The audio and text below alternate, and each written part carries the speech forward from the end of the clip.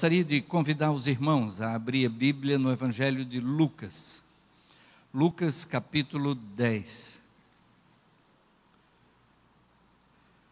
Estaremos relembrando um texto bastante conhecido desse capítulo, na história, na parábola do bom samaritano, versos de 25 a 37. Lucas capítulo 10, versos de 25 a 37.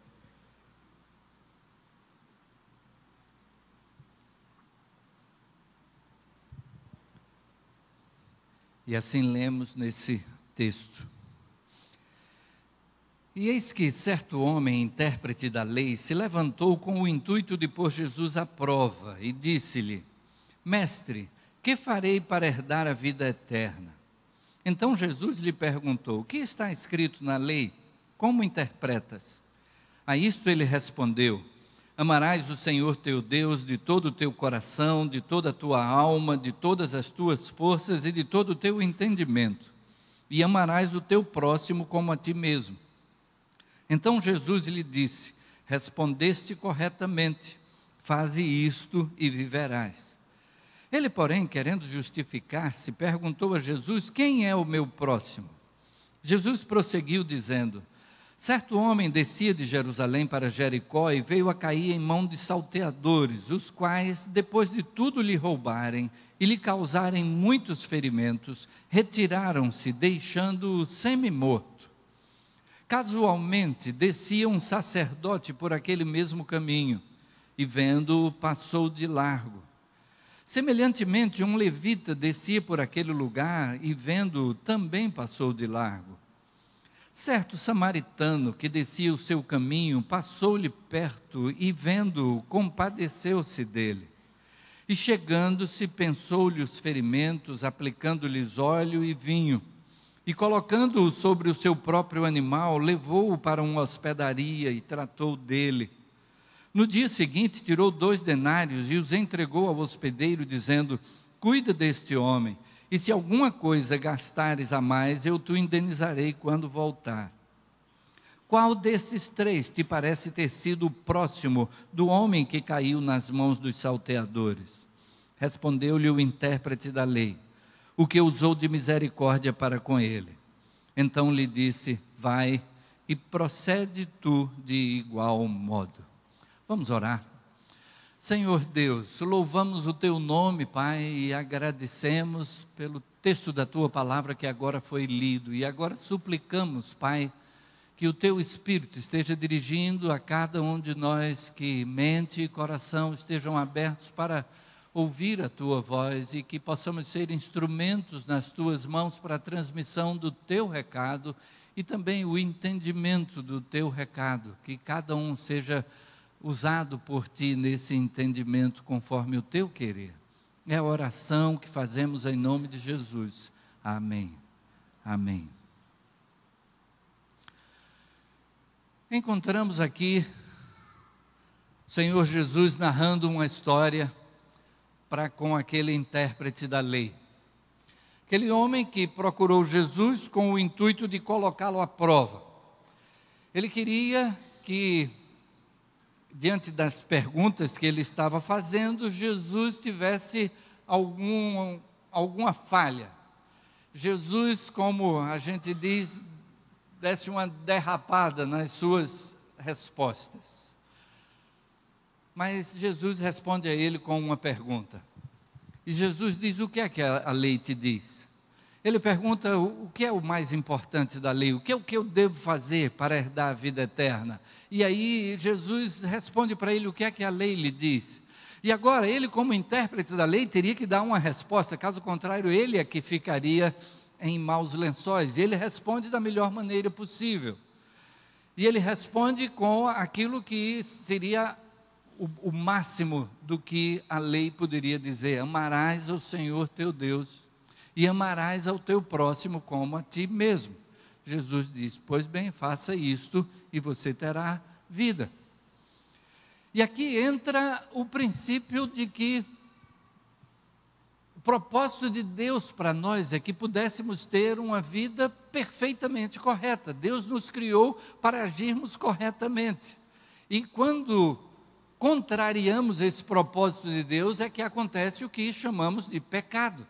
Quando fugimos aquilo que é o propósito de Deus.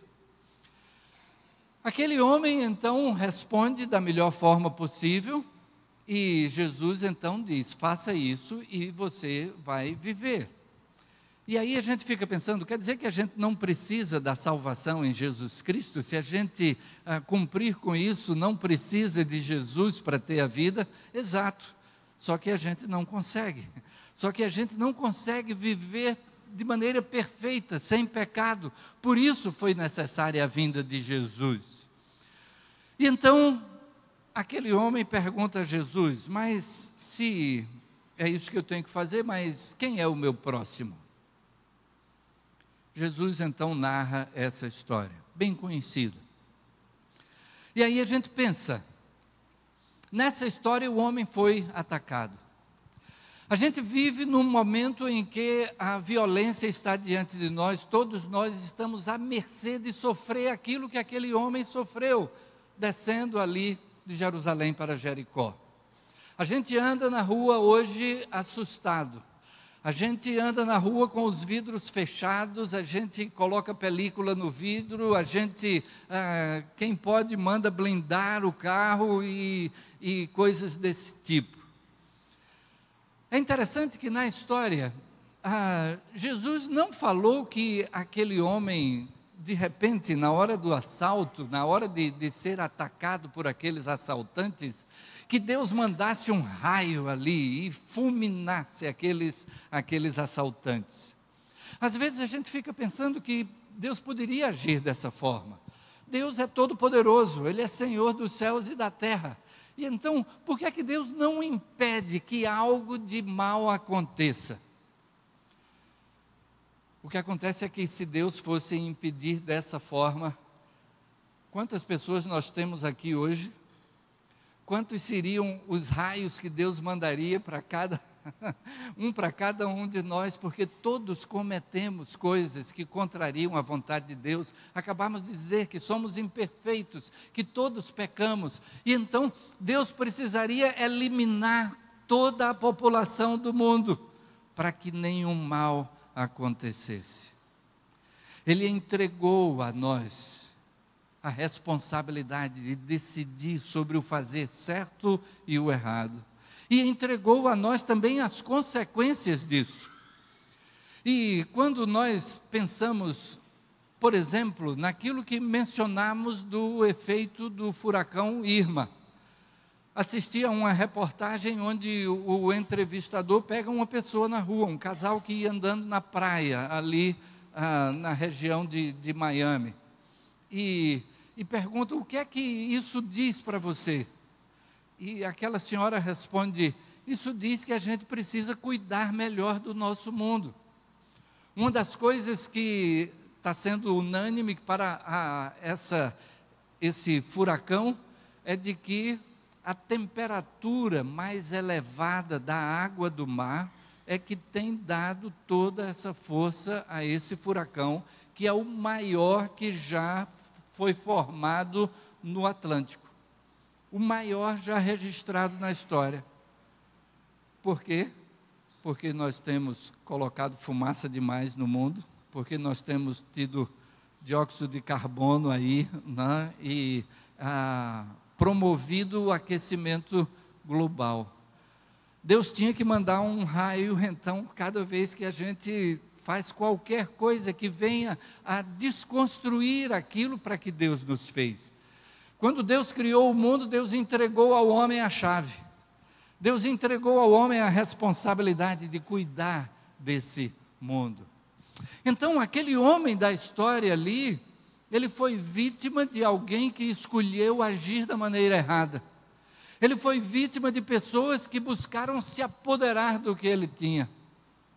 Alguém já fez a aplicação dessa parábola colocando 3 princípios que estão presentes aqui. O princípio do assaltante, que diz, o que é meu, e o que é teu vai ser meu se eu puder tomar. O segundo é o princípio do sacerdote e do levita, que diz: o que é meu e o que é teu se conseguires preservar, guardar. E o terceiro é o do samaritano, que diz: o que é teu e o que é meu também será teu se tu vieres a precisar. Aqueles homens do primeiro princípio, eles agiram da maneira que traria maior benefício para si mesmos, não importando o que acontecesse com as demais pessoas. O Senhor Jesus então coloca aqui a pessoa do sacerdote e do levita. Ele coloca aqui duas pessoas que eram religiosas, eram pessoas que tinham como propósito, pelo menos, dentro do que a cultura apresentava a eles, tinham o propósito de fazer o bem, mas eles passaram de largo. Eles tinham o propósito de cumprir com os preceitos que a lei mandava, mas esqueciam o princípio por trás desses mandamentos dessa lei. O que é que estava originando todos aqueles preceitos? Eram os princípios por trás dos preceitos. E o princípio maior é de que Deus ama a todas as pessoas, de que Deus nos fez da melhor forma possível e deseja o melhor para cada um de nós, e que pessoas são mais importantes do que coisas. Foi isso que o samaritano aplicou. O samaritano viu que aquele homem precisava de alguma coisa, e então era necessário fazer algo. E o que eram as suas próprias posses, ele tirou das suas posses para atender a necessidade daquele que estava passando um momento delicado, difícil, de carência. E quando falamos a respeito da situação à nossa volta, quando pensamos naquilo de que estamos à mercê e de como estamos passíveis de um assalto a qualquer momento, e de quando pensamos que, da maneira como eu estava lá em Orlando, e sem saber se eu teria voo para voltar para o Brasil, se o meu voo seria cancelado ou não, e se estaria no caminho do furacão, e as pessoas que estão nessas circunstâncias hoje, como é que a gente então fica? A primeira certeza é de que se a nossa vida está nas mãos de Deus, Ele estará provendo o necessário. Ele estará agindo da melhor maneira possível para isso. Mas alguém vai dizer: mas pastor, as pessoas que se encontram nessa situação podem chegar a perder tudo e até perder a própria vida. E aí a gente diz: graças a Deus, que o bem maior sendo a vida, nós temos a garantia da vida eterna no Senhor Jesus Cristo. Qual é a necessidade maior que alguém pode ter na vida? A necessidade maior que alguém pode ter na vida é de poder conhecer a Jesus, de poder ter em Jesus a vida eterna, poder receber de graça, porque é a graça de Deus que é derramada sobre nós. E de que Deus ama a todos. E aqui o Senhor Jesus coloca duas pessoas religiosas e coloca uma terceira pessoa, que era a pessoa mais desprezível para os judeus. O samaritano era aborrecido pelo judeu. Então Jesus vai e coloca exatamente essa pessoa. E quantas vezes a gente pode ter esse pensamento do sacerdote e do levita? Quantas vezes a gente pode se colocar naquela posição em que a gente se acha a parte correta, a gente se acha os bons na mão de Deus? quando a palavra de Deus diz: não há um justo, nenhum sequer. E todos nós temos sempre algo de que precisamos nos consertar, de que todos nós temos passos a serem dados nessa jornada da vida cristã, e de que, às vezes, Deus usa instrumentos, como aquele que a irmã Deise citou há pouco, de alguém que tinha tido um breve contato com o Senhor Jesus. Ele tinha tido um contato com a Cristolândia, e voltou e compartilhou aquilo em que ele estava confiando a sua vida. Ele compartilhou com aquela outra pessoa, e nós vimos o resultado de transformação e vida para aquele outro que simplesmente ficou desafiado pela palavra dita: amanhã eu vou estar na Cristolândia. O que é que as pessoas mais precisam na vida? O que elas mais precisam é conhecer do amor de Deus demonstrado em Jesus Cristo, a graça de Deus que nos oferece perdão, vida eterna, de graça, porque Cristo pagou o preço, é de graça para nós, porque foi cara para Ele, e que agora então a nossa vida é colocada na condição de podermos ser instrumentos dessa graça, instrumentos do Senhor Jesus, que a nossa vida esteja tendo as atitudes que Jesus tomaria no nosso lugar.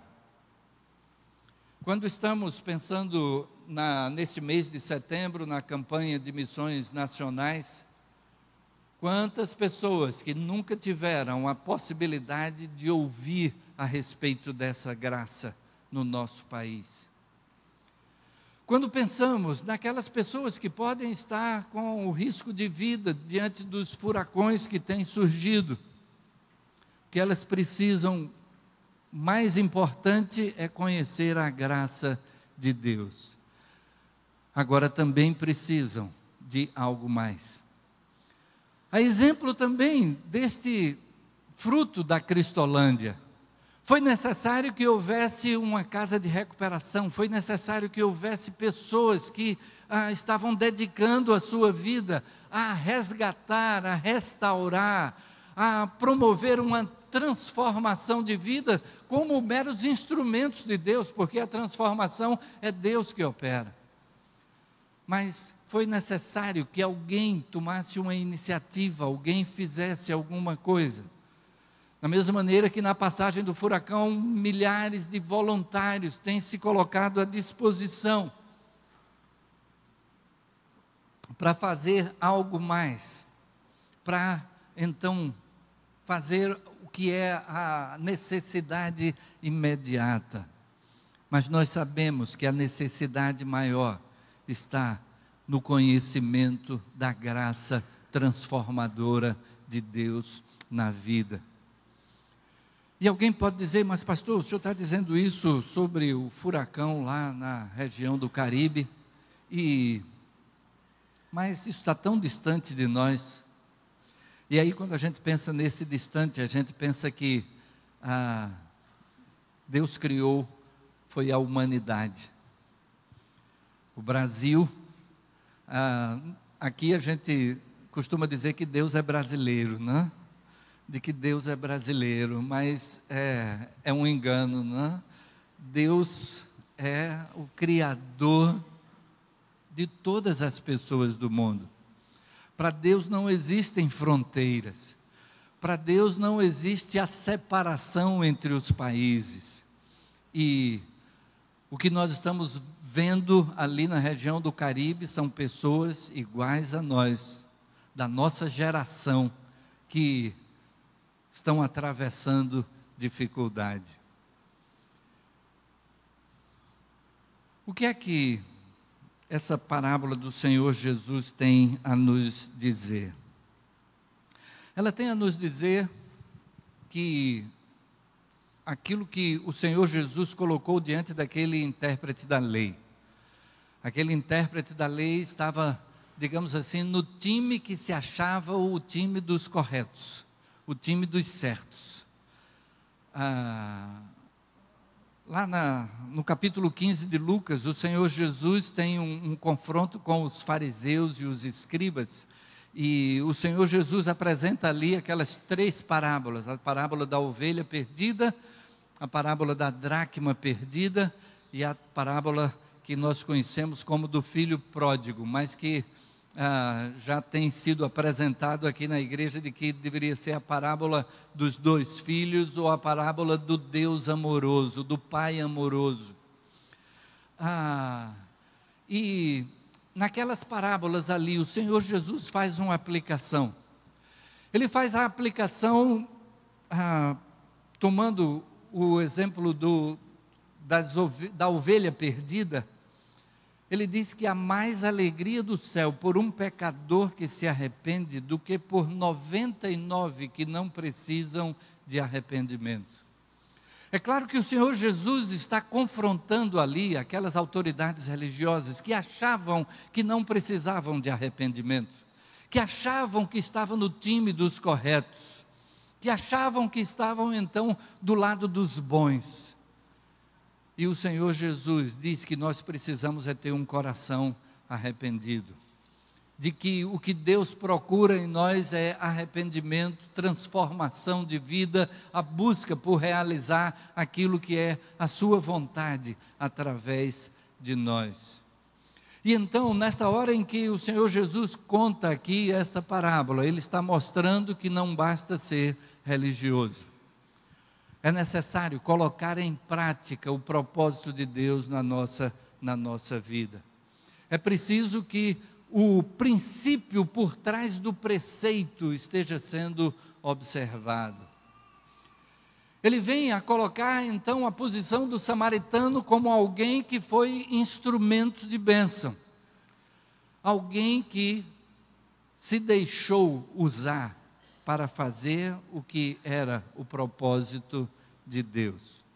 Já estivemos nesse culto intercedendo pelas vítimas lá do furacão, intercedendo uns pelos outros.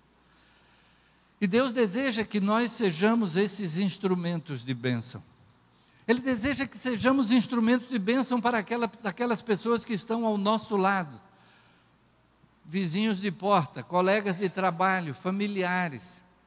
E de que possamos ser esses instrumentos que possam transmitir o que há de mais importante, a graça presente de Deus para nós. A graça que nos oferece perdão e vida eterna. E as pessoas estão vivendo com medo do que possa acontecer no seu futuro, por não conhecerem essa graça.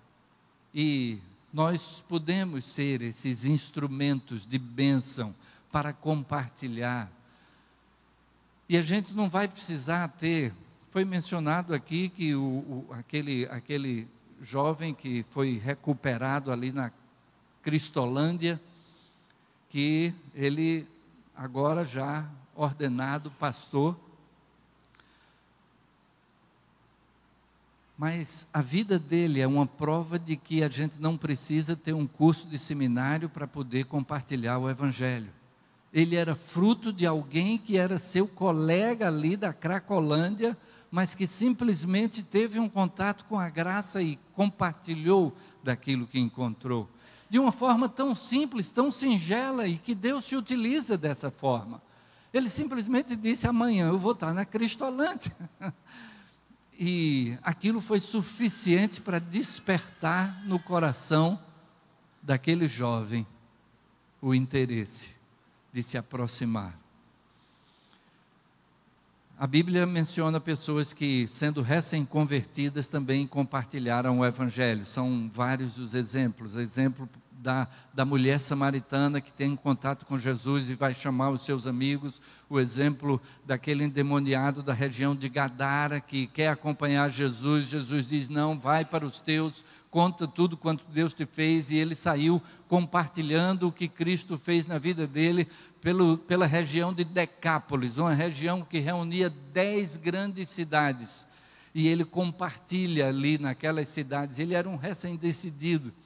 A gente tem, por exemplo, André, que vai chamar Simão Pedro e diz: nós encontramos o Messias. A gente tem Filipe, que teve um contato com Jesus e vai chamar Natanael e diz: olha, nós encontramos Jesus, o Nazareno. E Natanael, mesmo sem crer muito, dizendo: pode vir alguma coisa boa de Nazaré, mas Filipe diz simplesmente: vem e vê, chegue perto e tire as conclusões por você mesmo. Pessoas que tinham tido pouco contato, mas que já puderam compartilhar aquilo que receberam em Jesus Cristo. O que Jesus espera de nós é que possamos ser instrumentos seus naquilo que estiver ao alcance. Em intercessão, como já fizemos neste culto, em propósito de vida, qual é o nosso propósito em relação às pessoas à nossa volta? Nós simplesmente vamos ser bons vizinhos, ou a gente vai estar em oração para que Deus possa criar circunstâncias em que possamos compartilhar o Evangelho, em que possamos dizer daquilo que temos recebido em Jesus, mesmo em palavras simples, mesmo dizendo simplesmente: amanhã eu vou para a Cristolândia, mesmo compartilhando a importância que tem sido na sua vida a presença de Jesus. E Deus vai se utilizar de tudo isso. É preciso que estejamos em primeiro lugar com isso em mente, orando a respeito disso, colocando as pessoas que estão à nossa volta diante de Deus em oração, suplicando a Ele a oportunidade desse testemunho, pedindo a Ele a presença de Espírito para que possamos dar a palavra certa no momento oportuno. É preciso que tenhamos a disposição de criar essas oportunidades. Você faz o seu aniversário, sua festa de aniversário, quem é que você convida? Quem é que a gente convida? A gente convida todo mundo que já faz parte do nosso convívio, não? E você convida o parente, a família e tal. Quem é que a gente convida com um propósito de que possa conhecer a graça de Deus? E a gente estará assim construindo essas oportunidades que Deus há de usar. E o que é que podemos fazer para aqueles que estão atravessando situação de dificuldade? Nós estamos na campanha de missões nacionais. O que é que podemos fazer para que a mensagem do Evangelho chegue a todo o nosso país? O que é que podemos fazer quando temos uma situação como esta do furacão? De que forma podemos agir a mais? A Junta de Missões Mundiais tem colocado já a sua preocupação a respeito do Haiti, que também sofreu com este furacão, tinha sofrido anteriormente. A Junta de Missões Mundiais fez campanhas, mandou voluntários para o Haiti, o país mais pobre das Américas, e que agora sofre novamente um novo furacão. Não tenho notícia de como está a situação por lá, mas o que é que está a nosso alcance? E que possamos ser instrumentos de Deus para a realização da sua vontade, que possamos ser como aquele samaritano que olhou o mesmo quadro dos religiosos que passaram antes, mas que teve compaixão, ele compadeceu-se do homem que tinha sido assaltado. Que possamos estar cultivando em nós esta compaixão, ou o desejo de compartilhar do amor de Deus, o amor que Deus demonstrou por nós, podermos demonstrar pelas pessoas à nossa volta. Possamos nos compadecer dos que estão caminhando na vida sem a certeza de salvação, sem Jesus Cristo. Que possamos nos compadecer por aqueles que, atravessando situação de dificuldade, podem depender de nós para a solução dessa situação. Que Deus assim fale ao nosso coração e nos abençoe. Amém. Amém. Temos agora a oportunidade dos dízimos e ofertas, eu vou convidar a irmã Deise para nos dirigir nesse momento.